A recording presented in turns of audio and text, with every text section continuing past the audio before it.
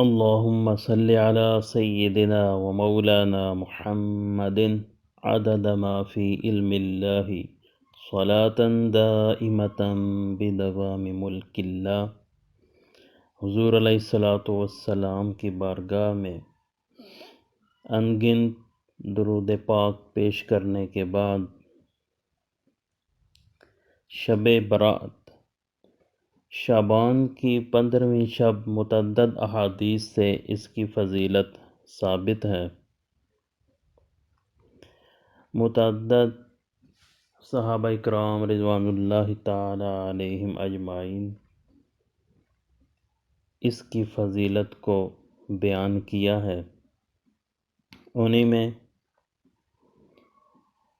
ام المؤمنین حضرت عائشہ صدیقہ رضی اللہ تعالی عنہا فرماتی ہیں، ایک رات میں حضور علیہ الصلوۃ والسلام کو بستر پر نہیں پایا، چنانچہ میں تلاش میں نکل پڑی۔ دیکھا حضور علیہ الصلوۃ والسلام جنت البقیع میں موجود تھے اور آسمان پر سر اٹھائے اللہ تعالیٰ سے التجائیں کر رہے تھے اور اہل قبور کی مغفرت کی دعائیں کر رہے تھے۔ حضور علیہ الصلوۃ والسلام نے مجھے دیکھا تو ارشاد فرمایا، عائشہ کیا تم نے یہ سمجھا کہ اللہ تعالیٰ اور اس کا رسول تمہاری حق تلفی کریں گے؟ ابھی حضرت عائشہ صدیقہ رضی اللہ تعالی عنہا نے آنے کا مقصد بیان نہیں کیا۔ جب حضور علیہ السلام نے انہیں دیکھا تو ساتھ ہی ان کے دل کی بات ان کو بتا دی۔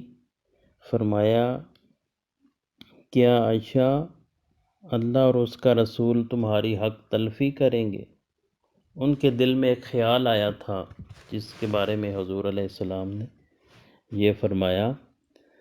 فرماتی ہیں، یا رسول اللہ میں یہ سمجھا، وہ خیال یہ تھا، یا رسول اللہ میں یہ سمجھا کہ شاید آپ کسی دوسری زوجہ محترمہ کے پاس چلے گئی ہیں، دوسری زوجہ محترمہ کے حجرے میں تشریف فرما ہے، اس لیے میں پیچھے آئی۔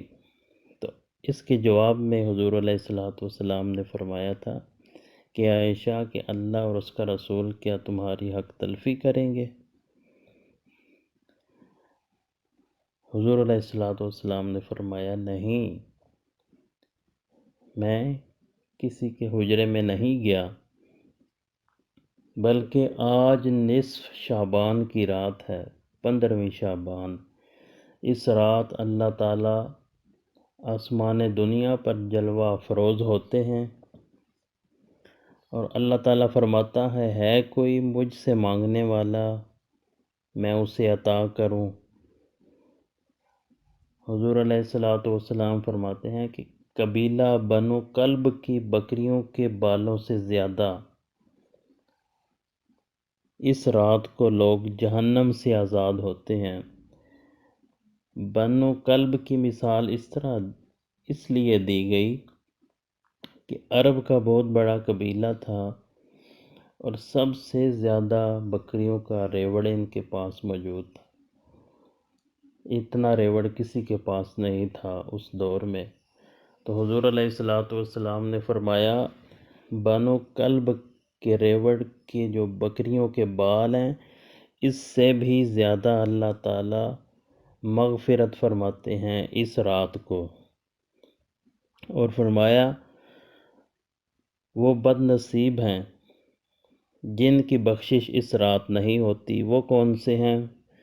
فرمایا جو شرک میں مبتلا ہیں اور سخت کینہ اور کدورت رکھنے والے لوگ، رشتہ داروں سے قطع رحمی کرنے والے لوگ، عادی شرابی لوگ، اور بدکار لوگ والدین کے نافرمان خصوصاً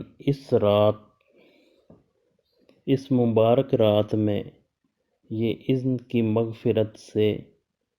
مغفرت سے محروم رکھے جائیں گے۔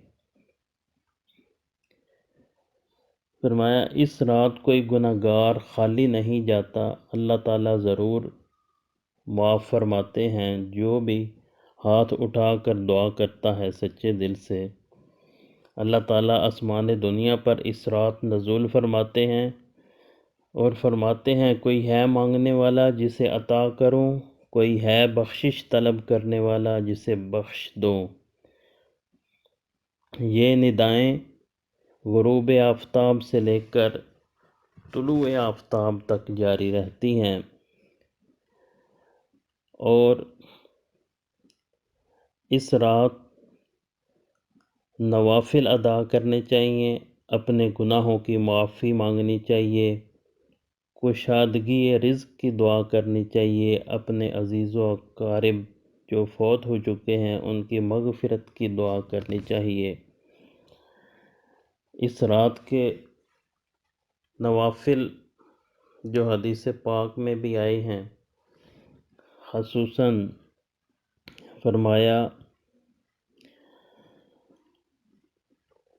10 نوافل 10 رکعتیں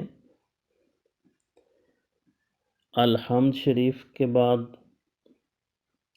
5 مرتبہ سورہ اخلاص قل هو اللہ احد، 10 رکعتیں الحمد شریف 1 مرتبہ اور 5 مرتبہ سورہ اخلاص۔ اللہ تعالیٰ اس بندے کی حاجات پوری فرماتے ہیں ضرور۔ اور ایک اور روایت میں ہے کہ 100 نوافل اور 11 مرتبہ سورہ اخلاص۔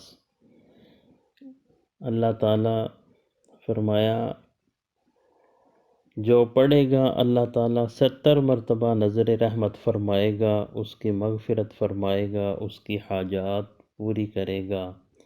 اور فرمایا